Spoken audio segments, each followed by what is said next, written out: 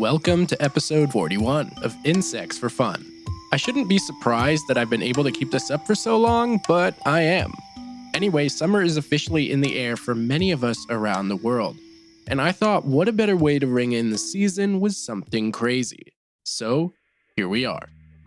This week we are talking about giant water bugs, also known as water scorpions, water roaches, toe biters, electric light bugs, and to Floridians, alligator ticks, or alligator fleas. We'll get into some of the names later, but right now I want to get into some of the basics.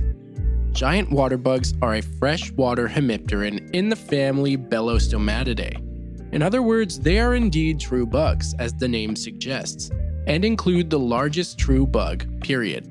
The species which holds the Guinness World Record for largest water bug and therefore largest true bug goes to a South American species known as Lethoceras maximus. This giant water bug has a maximum length of around 4.5 inches, or 11.5 centimeters, and can be found in Venezuela and Brazil. But to be honest, I think there are larger individuals out there. Water bugs are found throughout the world, minus Europe and the poles. But as it turns out, most are found in the neotropics, which explains why the largest comes from South America. These bugs, like other bugs, are hemimetabolists, which means they do not have a larval stage. These ones are also predators upon hatching, targeting anything they can get their raptorial arms on. In fact, water bugs can target prey that is 50 times their size. Yes, that includes fish, frogs, snakes, small birds, turtles, and even muskrats. They're basically an aquatic mantis. I actually have a personal story regarding this one. When I was a kid, I was collecting tadpoles one time to raise into frogs, and I had them in this big glass bowl with pond water, ponder as sediment, and plants.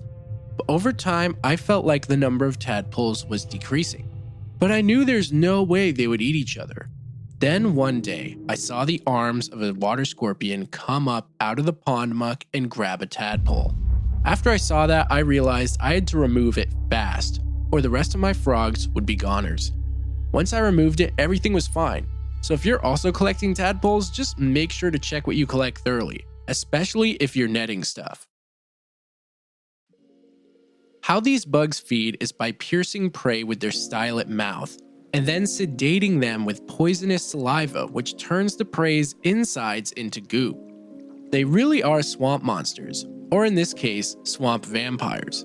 I'm very glad we don't have anything like that capable of getting us, because I don't think I could go swimming in reservoirs ever again.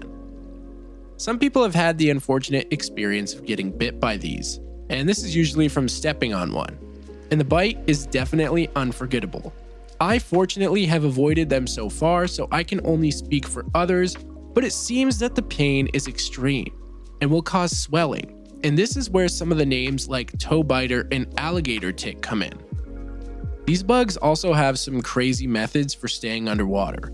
One is to breathe air from a straw-like appendage on their abdomen. Think of Looney Tunes or something where the character is hiding underwater and breathing out of a straw.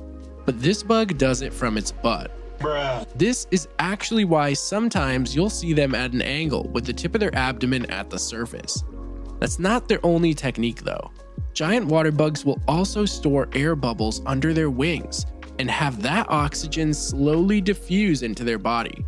And yeah, I did say wings, which brings us to where they get the name electric light bug. Giant water bugs happen to be attracted to light, and because they are capable of flying, people can find them near light fixtures that you would otherwise never expect to see one. Water bugs will actually fly in search of new ponds or water sources when spawning, and this happens from spring through fall.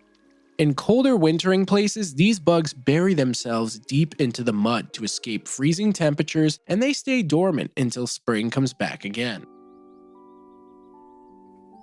The parental strategies for giant water bugs actually vary depending on the genus, but in both cases the males are always the one left with all the parental duties. You mean I have to do all this baby stuff myself? Female giant water bugs in the genus Belostoma lay their eggs on the backs of males, and females in the genus Lethoceras lay their eggs on aquatic plants, and they both actually sabotage each other's eggs by removing them off whatever they're on and replacing them with their own. Talk about petty behavior. Meanwhile, males continue to do what they do best, which is making sure the eggs survive and hatch.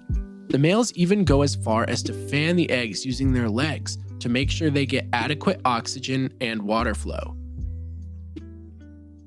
So, giant water bugs might not be the cutest things to exist or the most loved, but they do have a purpose, and that is to keep freshwater ecosystems in check. These big bugs are doing hard work in ponds, creeks, and other bodies of fresh water by controlling populations of mosquitoes, snails, mollusks, midges, and other critters that might have massive population booms if left untouched.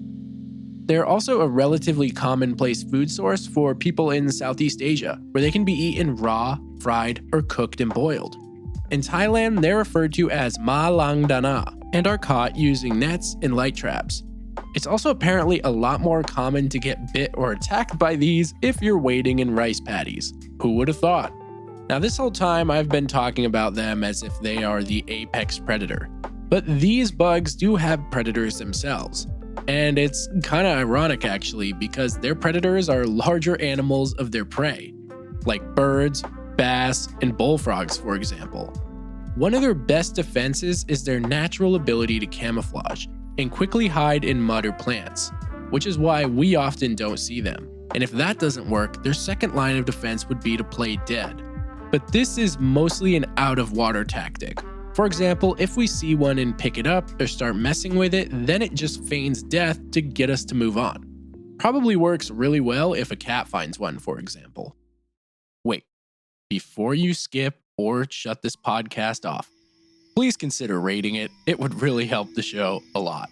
Also, you could tell some friends and family. That works too. Now, if you're interested in the Instagram or Facebook, you can find those links in the episode description or the podcast description as well.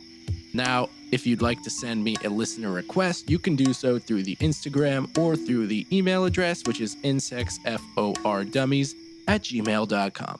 Thanks again for listening, and you'll hear from me again next week.